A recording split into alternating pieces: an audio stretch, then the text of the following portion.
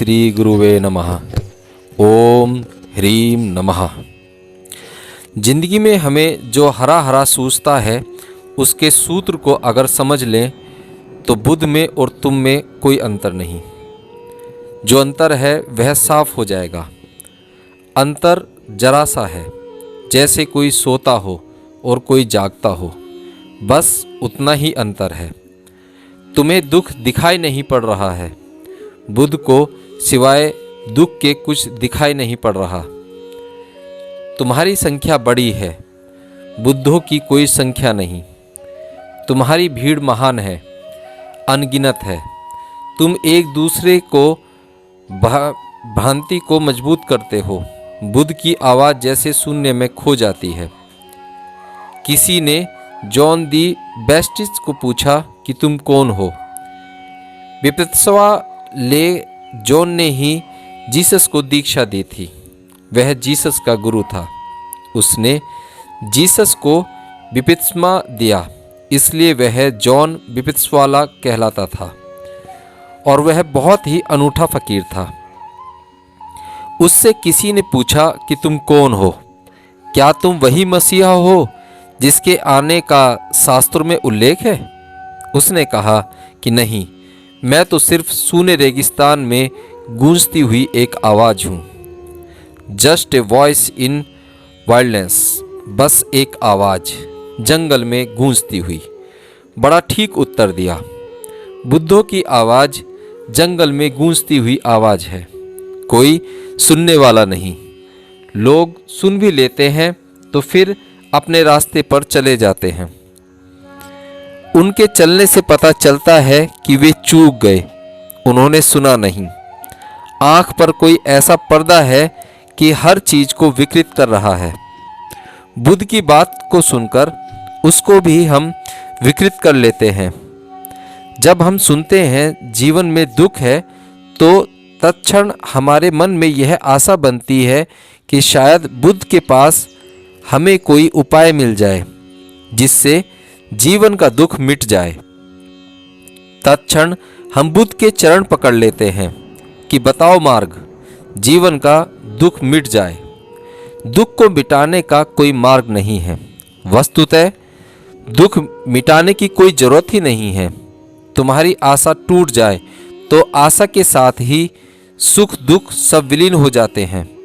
आशा के दो पहलू हैं, भविष्य में सुख और अभी दुख।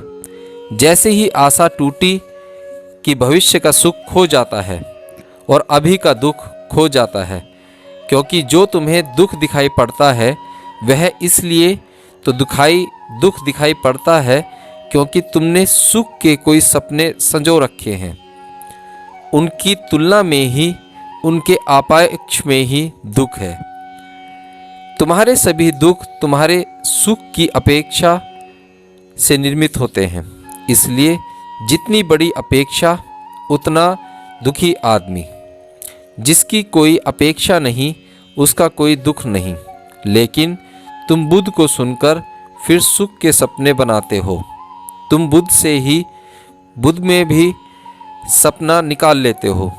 तुम बुद्ध को भी अपनी नींद की दवा बना लेते हो। तुम बुद्ध से भी पूछते हो, बताओ रास्ता सुख को पाने का। और ध्यान रहे, बुद्ध केवल तुम्हें दुख को देखने का रास्ता बता सकते हैं। सुख को पाने का कोई सवाल ही नहीं है। जिस दिन तुम दुख को देख लेते हो, जिस दिन कोई सुख तुम्हें लुभाता नहीं है, जिस दिन तुम लोभ की वृत्ति से मुक्त हो जाते हो और जान लेते हो कि सब भ्रांति है, जिस दिन तुम दुख के लिए राजी हो जाते हो, उसी दिन दुख विसर्जित हो जाते हैं। दुख इतना घना होता है कि तुम्हें जगा देता है। एक आदमी की सर्जरी करनी हो अस्पताल में तो हमें उसे बेहोश करना पड़ता है। बेहोश करके फिर हड्डी पसलियां काटो, हाथ पैर तोड़ो, हृदय खोलो, उसे कुछ पता नहीं चलता। वह इतना बेहोश है कि दुख का पता ही नहीं चलता। बेहोशी दुख को झेलने में समर्थ बनाती है और जितना बड़ा दुख झेलना हो उतनी बड़ी बेहोशी चाहिए। अन्यथा बीच में टूट जाए बेहोशी तो कठिन हो जाए। बड़े दुख के लिए बड़ी बेहोशी चाहिए और छोटे दुख के लिए छोटी बेहोशी। और अगर बिल्कुल दुख न झेलना हो तो पूर्ण होश चाहिए। होश आते ही जैसे सारे जीवन का रूपांतरण हो जाता है। जहाँ कल कुछ दिखाई पड़ता है, जहाँ कल सुख दिखाई पड़ता था, वे दोनों एक साथ खो जाते हैं। धूप छाव दोनों एक साथ खो जाते हैं। रह जाते हो तुम अकेले, और तुम्हारा वह अकेलापन ही मुक्ति है। तुम्हारे उस अकेलेपन में ही आनंद की वर्षा होती है। तुम्हारे उस अकेलेपन में ही अमृत की पहली बार अनुभव होता है। जिस दिन कोई आशा नहीं भविष्य की, उसी दिन वर्तमान की कोई पीड़ा नहीं। भविष्य और वर्तमान एक साथ समाप्त हो जाते हैं। मैं निरंतर कहता हूँ वर्तमान में जियो, लेकिन यह बात थोड़ी अलग है। लेकिन तुम गलत हो और तुमसे गलत भाषा में बोलना पड़ता है। तुमसे मैं कहता हूँ वर्तमान में जियो, लेकिन कभी तुमने पूछा नहीं, सोचा भी नहीं कि अगर भविष्य नहीं है और अतीत भी जा चुका है और भविष्य अभी आया नहीं, तो वर्तमान कैसे हो सकता है। नदी का वह किनारा भी नहीं है, नदी का यह किनारा भी नहीं है, तो बीच का सेतु कैसे खड़ा हो सकता है। यह तो वर्तमान का क्षण है, यह हो ही तब सकता है अब अतीत का क्षण उसे पीछे से संभालता हो और भविष्य का क्षण उसे आगे से संभालता हो। दो किनारे हों अतीत और भविष्य के, तो वर्तमान का सेतु होगा। तुमसे मैं निरंतर कहता हूँ वर्तमान में जियो, लेकिन जिस दिन तुम जियोगे उस दिन अतीत और भविष्य में खो ही जाओगे।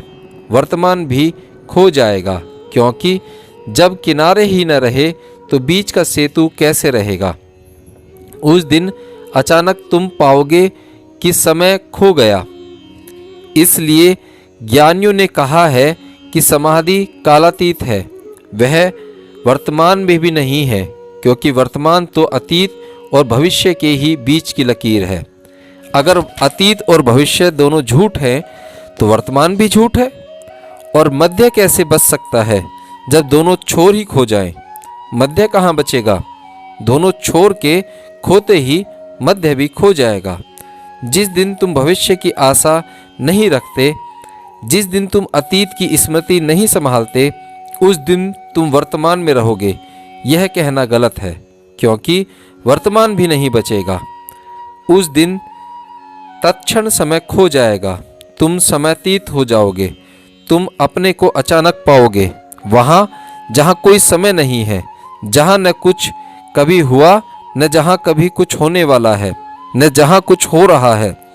वह जो अवस्था है, यह अवस्था बुद्ध की अवस्था है। इस अवस्था में कोई दुख नहीं है, केवल इस अवस्था में सुख की कोई वासना नहीं है। इस अवस्था में कोई विषाद नहीं है, क्योंकि इस अवस्था में कोई आशा नहीं है। इस अवस्था में तुम कुछ पाना नहीं चाहते, क्योंकि तुम पीड़ित भी नहीं हो सकते। इस अवस्था में तुम ही बसते हो, निपट तुम्हारा होना बसता है। इस अवस्था को बुद्ध मोक्ष कहते हैं, महावीर कैवल्य कहते हैं।